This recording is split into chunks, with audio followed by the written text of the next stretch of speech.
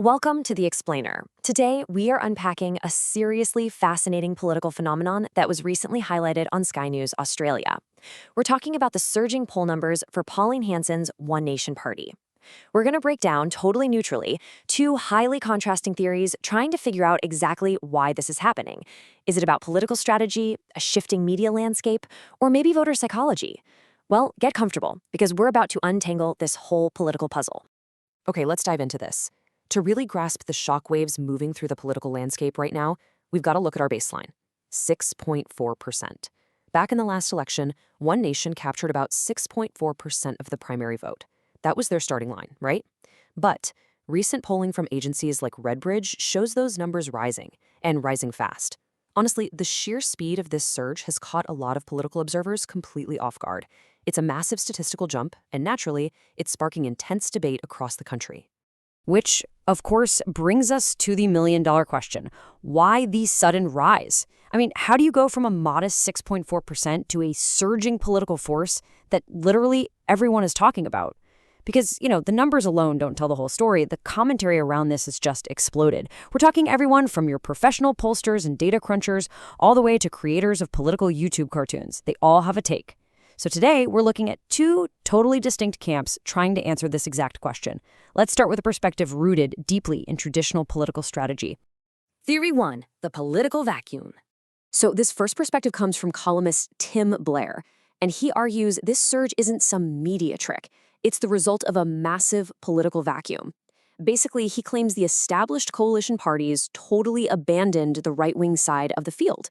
Instead of holding their historical ground, Blair says they pivoted, engaging in what he calls Me Too politics with the Labour Party, essentially trying to piggyback on Labour's platform. By doing this, he argues the coalition practically handed the territory over, basically telling Pauline Hanson, hey, it's all yours. And because of this shift, alienated voters have walked away from the major parties and are out there constructing their own opposition from the ground up. I really want to highlight this specific quote from Blair because it hits the nail right on the head for this theory. He points out that voters actually know One Nation is a work in progress. They aren't looking at it as some flawless, perfectly polished machine. But because they feel so incredibly alienated by that vacuum that major parties left behind, they're ready to back it anyway. As Blair puts it, Australians are along for the ride at the moment. They're willing to support a developing movement purely because it fills the space they feel the established coalition just completely abandoned. Theory 2, a cartoon strategy. Now, what's really interesting about this slide is how it completely shifts our focus over to modern media. This theory comes from Samaras over at the polling company Redbridge. He argues this surge, it isn't just about policy. It's actually about bypassing traditional political scrutiny entirely by using YouTube comedy. Specifically, he points straight to those viral Please Explain animated cartoons featuring Pauline Hanson. Think about it. Normal political ads are picked apart, right? They face intense, rigorous analysis from the media. But a funny little animated cartoon, that slips right under the radar. Samara suggests that by wrapping their messaging in lighthearted digital entertainment, One Nation is effectively dodging the critical lenses that usually keep political growth in check.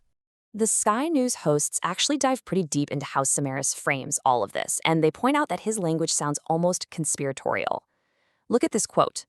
Once you're in on the joke, that's the trick.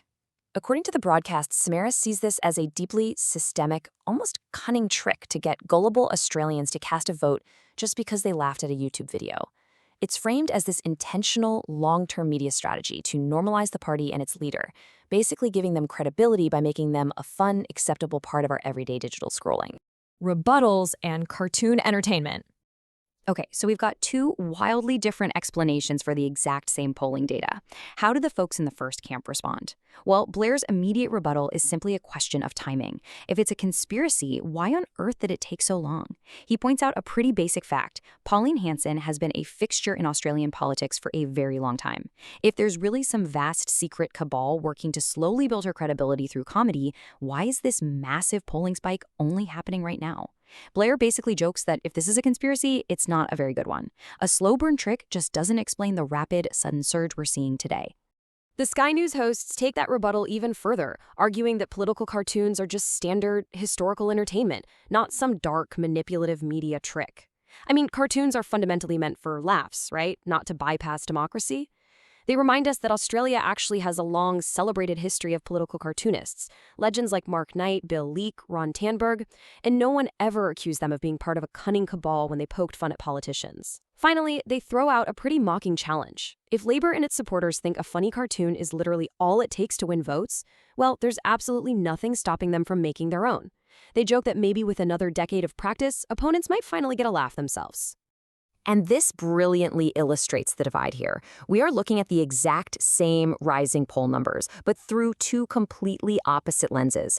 On one side, you have Samaras and Redbridge, who view this digital comedy as a systemic, calculated trick to deliberately avoid scrutiny and sway voters. On the other side, you have Blair and Sky News, looking at the exact same cartoons and seeing standard, traditional political entertainment that's just meant for a laugh, arguing the real issue is major parties abandoning them base. It's just a perfect snapshot of how differently political media is consumed and analyzed today. So, that leaves us with one final, absolutely vital question to ponder. How exactly are non-traditional media and comedy reshaping modern political scrutiny? Whether you look at these digital cartoons and see a brilliant, evasive political strategy, or if you just see harmless, funny entertainment filling a political void, there is absolutely no denying that the landscape is shifting. As we all increasingly get our political messaging through YouTube, memes, and animation, the way we scrutinize our leaders is evolving right before our eyes. It's a fascinating intersection of digital entertainment and political reality, and for sure, it's something we need to keep a close eye on heading into future elections. Thanks so much for joining me for this explainer. Keep asking those great questions, and I'll catch you next time.